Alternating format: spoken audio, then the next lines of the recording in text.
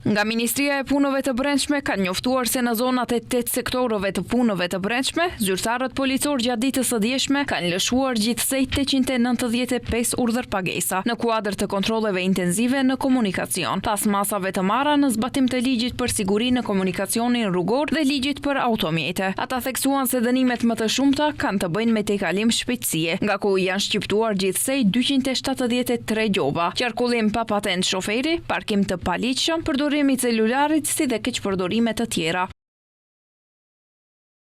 Përsa i përket sanksioneve kundërvajtëse, numri më i madh i kundërvajtjeve të shqiptuara ndaj drejtuesve të automjeteve ka të bëjë me parkimin e paligjshëm 299 dhe 273 për tejkalimin e shpejtësisë. MPB informoi se gjatë ditës së dieshme kanë sanksionuar 67 persona të cilët drejtonin automjetin pa patent shoferi. Ndërkaq, në kuadër të kontrolleve në 9 raste, MPB ka evidentuar automjete duke kaluar në semafor të kuq. 12 drejtues mjetesh kanë vozitur nën efektin e alkoolit, si dhe janë evidentuar 17 automjete të paregjistruara, si dhe 7 automjete me defekte teknike. Policia ka disa muaj që gjobit nga rreth 1000 persona që shkelin rregullat e trafikut.